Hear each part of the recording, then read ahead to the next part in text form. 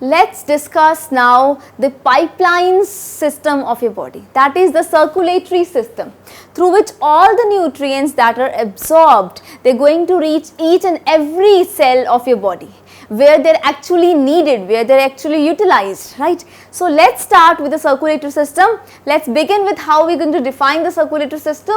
All the parts of the body that help in the transportation of various materials in the body, they collectively constitute the circulatory system. So, all the parts that are there for the transportation of various materials, right. This can be also in terms of the transportation of the absorbed food, the nutrients, right. It can also be related to the exchange of materials. So, the transportation of various materials in the body, they collectively constitute what? The circulatory system. So, there are three major parts of your circulatory system. First of all, we have a fluid transport medium, that is the blood and the lymph. So, fluid actually forms what? It forms the transport medium, and the example is we call it as blood and lymph in this case, right. Then we have the controlling center, the main organ of your circulatory system, that is what? It is the heart, the main organ of your circulatory system. Then the path through which the transport medium circulates, means the pipelines of what I am talking about from this transport, from where the transportation is going to occur, and those pipelines are these transport mediums, that is the blood vessels and the lymph vessels. So, as a whole, these fluids, they actually form the transport medium in your body. So, we have classified fluids into two categories. We have intracellular fluids and we have extracellular fluids. When we talk about the word intracellular, means something that is within the cell, means the fluid that is there within the cell, right. That is termed as what? Intracellular fluid. Now, out of 40 liter of fluid that is there in your body, 25 liter is what? It is the intracellular fluid, right, and 15 liter is what? It is the extracellular fluid. So, out of 40 liters, we have 25 liters of intracellular fluid and 15 liters of extracellular fluid. This is on average basis. Then, if we talk about intracellular fluid, means the fluid that is there within the cell. So, what is the composition of that sort of a fluid? It is rich in potassium, phosphatines and proteins, and there are also moderate quantities of what? Magnesium, sulfate ions, right, and very small amounts of sodium and chlorine ions. There is no calcium ion. So, the composition of intracellular fluid is such that potassium is the main intracellular cation.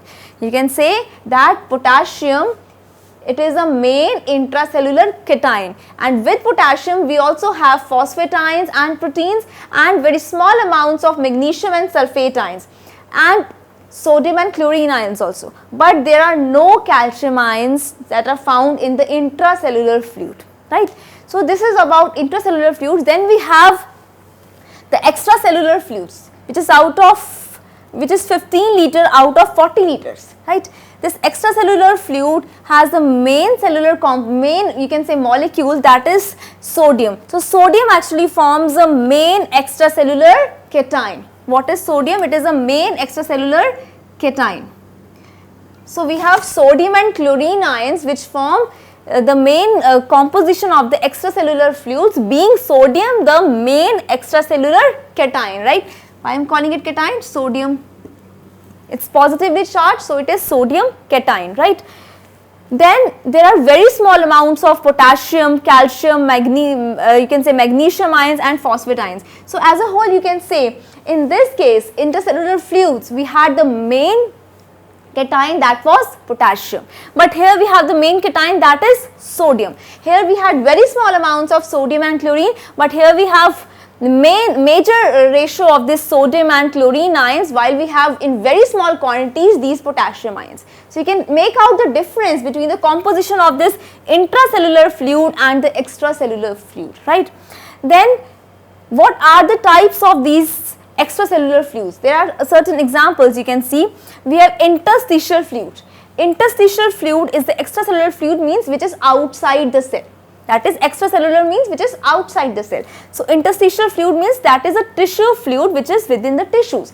So, it is just like sea water. It is just like sea water. Then we have blood plasma. This fluid is present in what? In blood, as the name suggests. Then we have lymph plasma. This is present in lymph, as the name suggests again. Then we have the cerebrospinal fluid, which is there present in the spinal cord, in the ventricles of the brain. This is cerebrospinal fluid, which is present in spinal cord and the ventricles of the brain.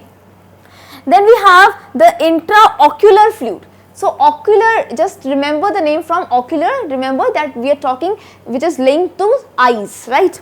The intraocular fluid is found in the eyeball, right. When we talk about the structure of eyeball, we have vitreous humor and aqueous humor. So the intraocular fluid is found there.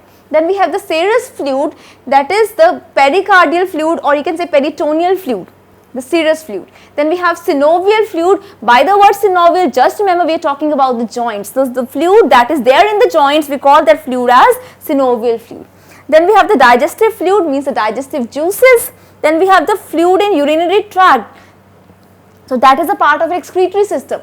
So these are the examples of extracellular fluids, right, the fluids that are found outside the cells. So we have divided fluids into two categories, that is the intracellular one and the extracellular one, right. So intracellular means within the cell and extracellular means outside the cell. So major amount of the fluids is intracellular fluid, and 15 liter out of 40 liter approximately it is the extracellular fluid. So we will be talking in this sense, we are talking about blood and we will be talking about lymph, right. So in circulatory system we will be talking about blood and lymph, which are what? They are the extracellular fluids because they are found outside the cells, right, extracellular. So these blood and the lymph, they are actually very important when we discuss about the circulatory system, right. So which help in the transportation of various materials. Now these fluids which we have spoken about, they are actually interlinked, they have a relationship. As you can see in the diagram, I just want to explain that how they are linked. See, we have the tissue fluid over here, then we have the lymph vessel and we have the blood vessel. So in the lymph vessel, the lymph fluid is going to flow, and in the blood vessel obviously the blood, which is also an extracellular fluid, that is going to flow. So this is how they are linked, the tissue fluid, the lymph vessel and the blood vessel, they have a close relationship with each other. So these are the examples of the extracellular fluids, and we will be discussing the blood and the lymph when we talk about circulatory system in detail. So let's begin with blood.